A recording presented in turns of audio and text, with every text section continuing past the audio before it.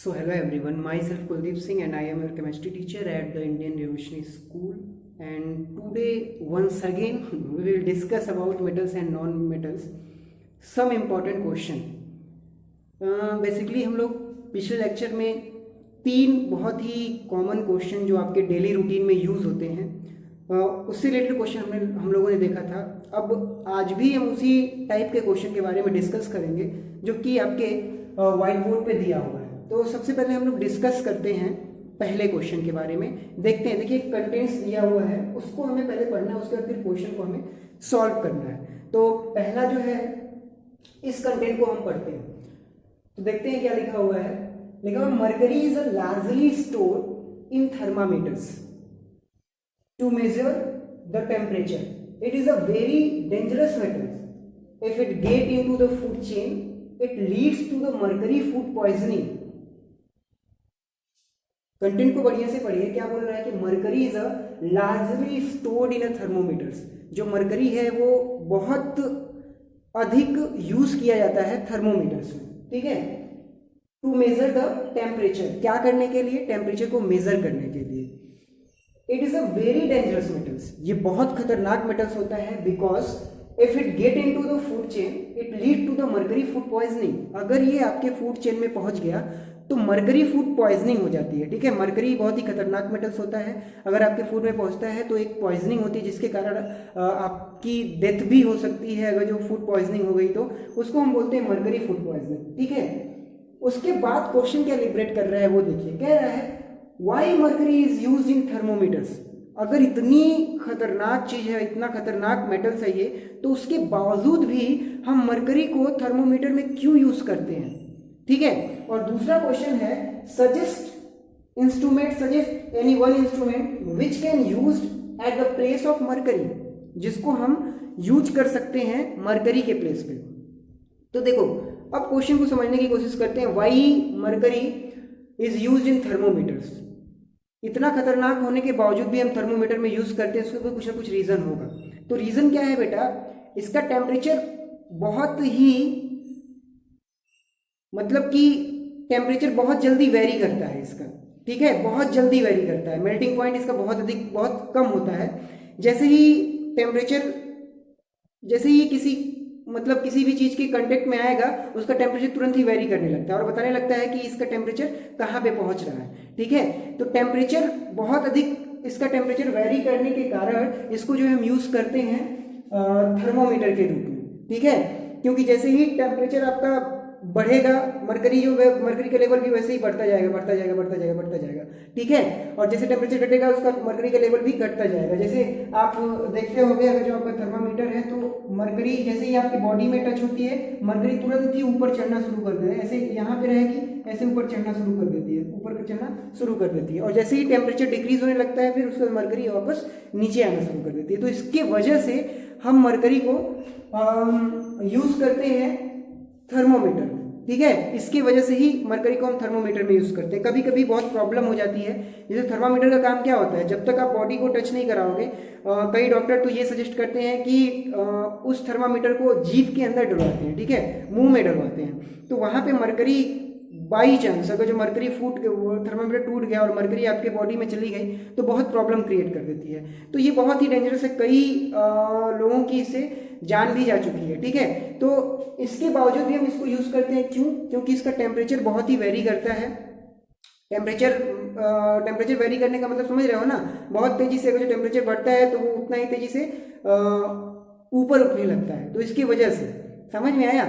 थोड़ा सा भी टेम्परेचर बढ़ेगा तो वो ऊपर उठना शुरू कर देगा और लिक्विड स्टेट में रहता भी है, ये भी आप लोगों को पता है। तो इसकी वजह से जो है हम मरकरी को यूज करते हैं थर्मामीटर्स में। अब भाई बहुत अधिक डेथ हो रही है, बहुत डेंजरस मेटल्स है, तो इसका कुछ ना कुछ तो तोड़ होना चाहिए ना।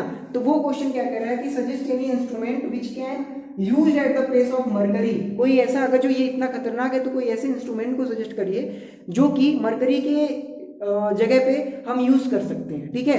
तो आप जनरल सी बात है, आप इस समय सबसे अधिक जो प्रचलन में है वो है आपका डिजिटल थर्मोमीटर। डिजिटल थर्मोमीटर में आपका जो है वो उसके अंदर इंस्ट्रूमेंट रहता है और बॉडी टेम्परेचर वैसे ही बताता रहता है, ठीक है, डिजिटल वे में। तो सबसे बढ़िया वही है, ठीक है। तो हम क्या यूज करेंगे मरकरी के प्लेस पे, कौन सा thermometer, digital thermometer.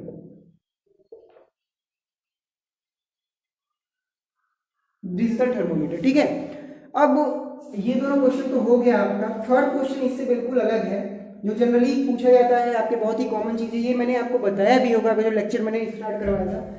Which metals is used for wrapping the food materials, कौन सा मेटल यूज होता है फूड को रैप करने के लिए, तो वो होता है आपका एल्यूमिनियम।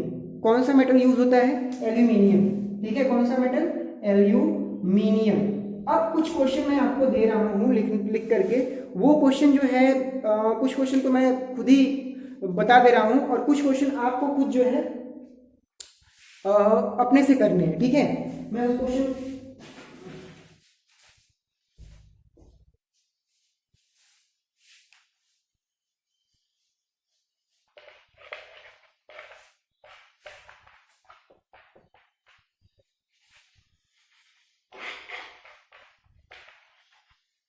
देखिए पहला है, which metal is more reactive, iron और zinc. Third question, which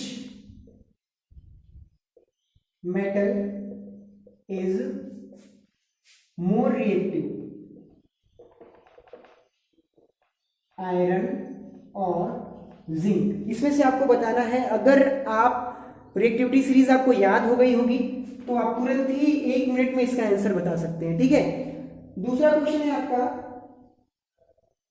name one metal which does not react with dilute HCl। चौथा, name any one metal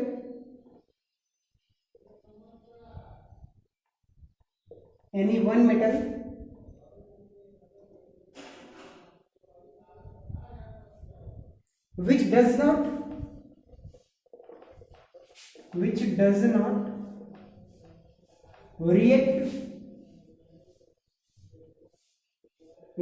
with dilute HCl। अगला question, what happens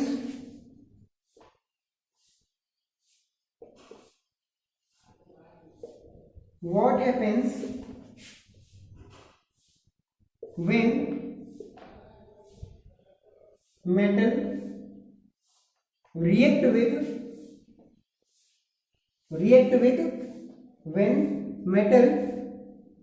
with water। तो इसमें ऊपर वाला जो है, ऊपर वाले क्वेश्चन का आंसर आपको देना होगा। अगला मैं बता दे रहा हूं, नेम एनी वन मेटल, तो रिएक्टिविटी सीरीज में इसको भी देखेंगे तो इसको भी रहने दो, मैं नहीं बताऊंगा, इसको भी आप दे सकते हो आंसर, या फिर ये दोनों क्वेश्चन आप देना, इन दोनों क्वेश्चन का आंसर। इसका मैं बता देता हूं, तो अगर आपका मेटल वाटर के साथ रिएक्ट करता है, तो या तो metal oxide plus hydrogen gas का डिप्रेशन, ये होता है, ठीक है। तो ऐसे ही क्वेश्चन होंगे आपके एक्सरसाइज में। कुछ क्वेश्चन को और हम लोग देख लेते हैं।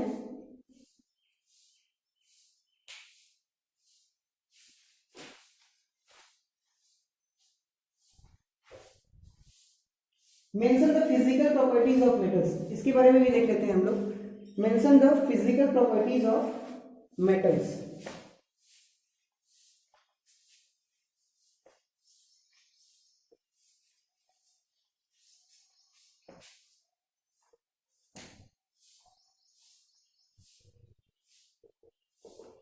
mention the physical properties of metals। तो ये तो मुंह पे आपके लर्न होगा। पहला, मैलिएबल, दूसरा डक्टाइल, तीसरा लस्ट्रस, चौथा sonorous, good conductor of heat and electricity, ठीक है। Next, hard,